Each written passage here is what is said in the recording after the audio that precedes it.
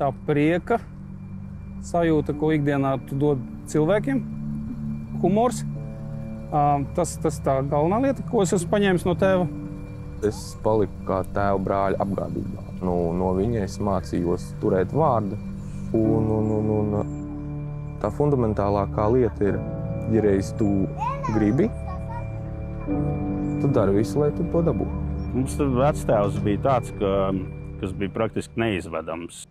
Mēs nevarējām dzirdēt, ka viņš sadusmojās vai viņš bļauj, un ar šausmīgām darba spējām viņš ļoti daudz strādāja mājās, un līdz ar to viņš iemācīja tādas darba prasmes, mīlestību pret darbu un mieru, nosvērtību.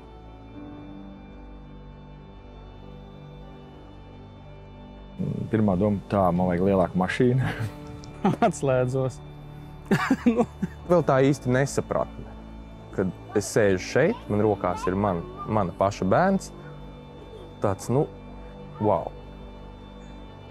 Loģiski, ka baigais prieks, tāds, saviļņojums, tāds nevar saprast, tāds, drusciņi arī bailes, tāpēc, ka viss ir svešs un nezināms.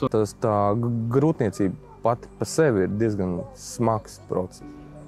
Un tu jau redzi sadzīvē, kad, tomēr viņi ir izdarījusi savu darbiņu, un tad, vecīt, tagad ir laiks tev. Tad tu bērni iedod un ejiet, tēti, uz istabiņu, jā, tur mamma vēlāk atvedīs, un labi, tad tu dabūji to kukulīti, un tad jāskaties, jā. Viņai bija galviņa šeit un kājiņa šeit, jā, un es viņu turu ļoti mazu, protams, ka rokas trīc, jā, tev viņu iedod, tev dod iespēju viņu tagad apģērbt, un tu esi tādā šoka variantā, kā to darīt. Viņš ir tik maziņš, viņš ir trausls, tavas lielās tēva rokas, kā tu viņai tur uzliks tos cimdiņus, jā, tur kā to pamperu. Tas sajūtas, protams, kad ir vienkārši neaprakstāms, viņas nav vārdos izsakāms.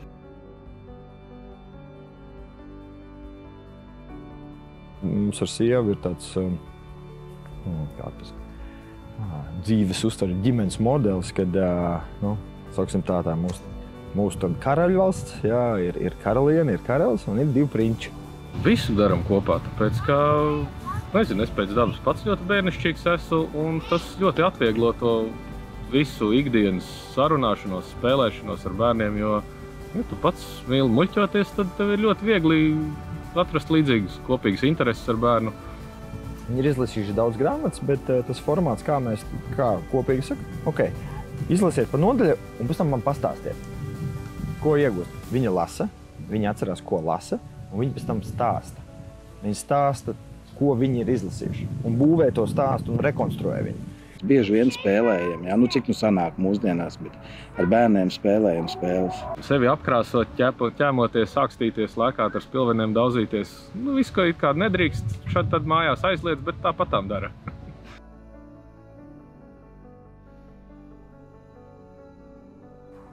Es sapratis, ka es esmu ļoti emocionāls cilvēks. Likās kādreiz, kad, nekas traks tagad liekas, skatoties kaut kādas romantiskās filmas, arī kāda asara nobirst. Tā, ka... Lielāks rūpes par otru cilvēku, izpratni, kaut kādu tuvību un tās visas lietas. Bailes drusciņi. Es, teiksim tā, tik daudz nebija baidījies. Bērni ir dāvanas, kas ir uz laiku. Dzīvē esmu diezgan strikts, konkrēts, bet viņi saka, ka es esmu mīļš. Emīlijas saka, ka es esmu miņčuks. Tas uzreiz viss izsaka.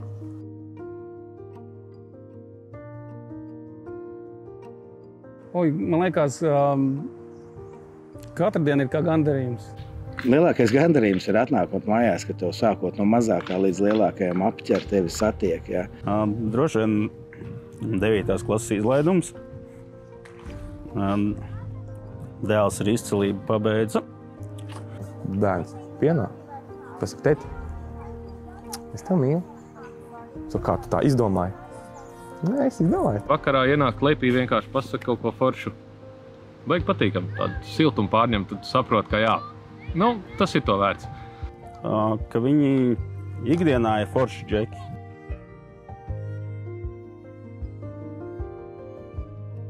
Es zināt, kā tev gāja skolā, tad, kad tu biji manā vecumā? Skolā. Maz ko atceros es no tā vecuma. Bet es zinu, ka es biju līdz 9. klasē, es biju ļoti paklausīgs. Kādi un kuri ir visgrūtākie darbi tēta lomā? Izaicinošākais ir vairāk par mācīšanu, par mācību piedalīties, viņu zināšanu un pieredzi bagātināšanu. Kādas bija tavas pirmās domas, kad tu redzēji mammu? Baigais zaķis. Kāpēc gribēji kļūt par elektriķi? Labs jautājums. Bērnībā man patika visu kaut ko remontēt. Kādreiz eglīšu virtenes aplīs. Un tad es biju nolēmis viņu saremontēt. Un izrādījās, tur bija vadiņš puš, un tad es pieskāros un riktīgi dabūju pa pirkstiem.